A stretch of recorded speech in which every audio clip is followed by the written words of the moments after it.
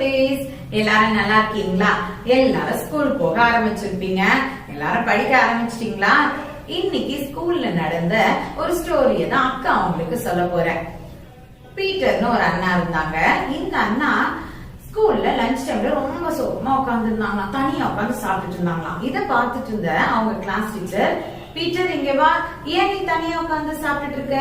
எப்பவுமே நீங்க எல்லாரும் ஒன்னா தானே இருப்பீங்க அப்படின்னு சொல்லி கேட்டாங்களாம்.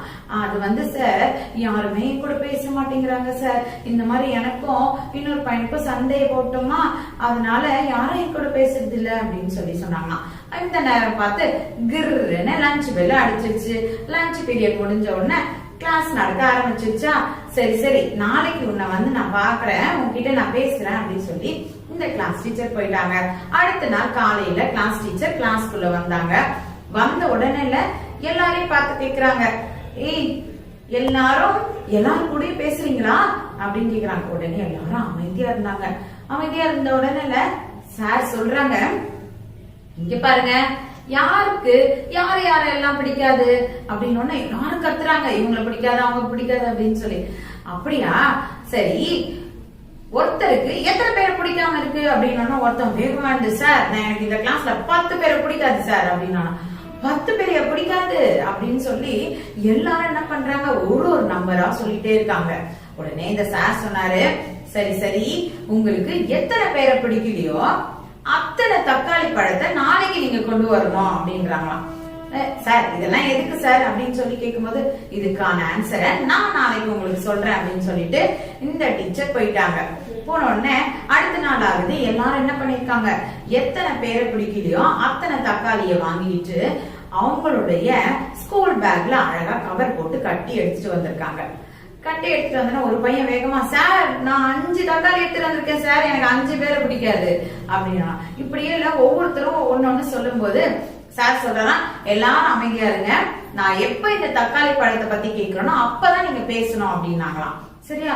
அன்னைக்கு ஃபுல்லா பேசவே இல்ல இந்த சார். அடுத்த நாள் ஆகுது. அடுத்த நாள் இந்த தக்காளி பழத்தை பத்தி பேசவே இல்லை.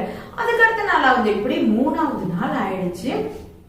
உடனே இந்த கிளாஸ் டீச்சர் சொன்னாரா, சார் கிட்ட போயிட்டு, சார் நான் உங்ககிட்ட ஒண்ணு கேட்கணும் சார் அப்படின்னா. என்ன சொல்லுப்பா அப்படின்னா, சார் அந்த தக்காளி பழத்தை பத்தி எப்பதான் சார் கேட்க போறீங்க? இந்த தக்காளி பழத்தை என் பேக்ல வச்சிருந்தேன்னா அப்படியே அந்த கவர்ல எல்லாம் இப்ப அப்படியே தண்ணி ஆகி அப்படியே புழுலாம் வருது, ஒரே நாத்தடிக்குது. எல்லாரும் பேக் இப்படி இருக்கு சார். அது மட்டும் இல்ல, இந்த ரூமே ஒரே நாத்தடிக்க ஆரம்பிச்சிருச்சு அப்படின்னு சார் சொல்றாராம், யார் யார் தக்காளி பழம்லாம் கெட்டு போச்சுன்னு எல்லாரும் கை தூக்கிட்டாங்க. சார் என்னோட தக்காளி பழமும் கெட்டு போச்சுன்னு. சரி, இதுக்கான மாடல் நான் உங்களுக்கு சொல்றேன் அப்படின்னு சொல்லி சார் சொன்னாலாம், இப்படிதான் நீங்க எல்லாரும் என்ன நினைக்கிறீங்க, எனக்கு இவங்களை பிடிக்காது, எனக்கு இவனை பிடிக்காது, அவனை பிடிக்காது, உங்க மனசுக்குள்ள அவங்கள நினைச்சு என்ன ஆயிடுது, உங்க மனசே அசுத்தம் ஆயிடுது.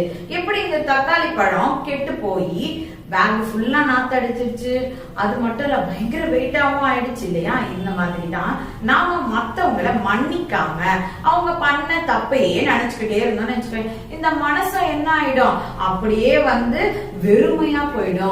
இந்த மனசுல பாவம் சேர்ந்துரும் அப்படின்னு சொல்லி சொன்னாங்களா. உடனே சார் இதை கூட தான் சார் எங்க சண்டே ஸ்கூல்ல சொல்லி கொடுத்தாங்க அப்படின்னா. ஓ அப்படியா அப்படின்னு சொல்லி, நானும் உங்களுக்கு அந்த வசனத்தை சொல்லி கொடுக்குறேன் அப்படின்னு சொல்லி அந்த சார் என்ன தெரியுமா சொன்னாரா, கொலோசையர் 3:13 கிறிஸ்து உங்களுக்கு மன்னித்தது போல ஒருவருக்கொருவர் மன்னியுங்கள் அப்படின்னு சொல்லி ஜீசஸ் கூட வசனம் மூலமா நம்மளுக்கு சொல்லியிருக்காங்க. அதனால நீங்க என்ன பண்ணுங்க, ஒருத்தர் மேல ஒருத்தர் அன்பு செலுத்தணுமே தவிர மன்னிக்கணுமே தவிர அவங்களே நினைச்சு என்ன பண்ணக்கூடாது, நாம விரோதம் கொள்ளக்கூடாது அப்படின்னு சொல்லி சொன்னாங்களாம். சரியா குட்டீஸ்? உடனே அந்த பீட்டர் அண்ணாவோட எல்லாரும் பேச ஆரம்பிச்சுட்டாங்க. அந்த பீட்டர் அண்ணாவும் எல்லாரும் கூடயுமே பேச ஆரம்பிச்சுட்டாங்க. ரொம்ப சந்தோஷமா அந்த கிளாஸ் இருந்துதான். இதை கேட்டுட்டு இருக்க நீங்க கூட செல்லங்களா என்ன பண்ணுவீங்க, ஐயோ எனக்கு இவனை பிடிக்காது அப்படின்னு சொல்லி என்ன பண்ணிடுவீங்க, நீங்களும் பேசாமே இருந்துருங்களா? அப்படின்னா நாம இருக்க கூடாது. இன்னைக்கு கத்துக்கிட்ட வசனத்தின்படி நாமளும் என்ன பண்ணோம், ஒருத்தர் நாம எப்படி இயேசுப்பா நம்மள மன்னிச்சாரோ நாமளும் அதே போல மன்னிக்கணும். திரும்ப ஒரு தடவை இந்த வசனத்தை உங்களுக்கு சொல்லட்டுமா?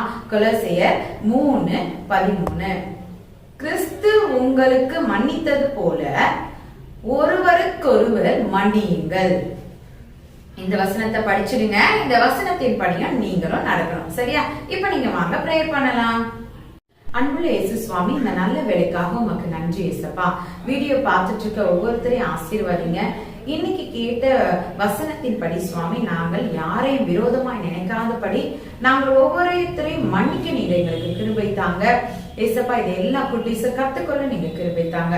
ஆசீர்வதிங்க, வழி நடத்துங்க. இயேசு கிறிஸ்து ஜெபம் கேளு நீங்கள் ஜீவனுள்ள நல்ல பிதாவே, ஆமென்.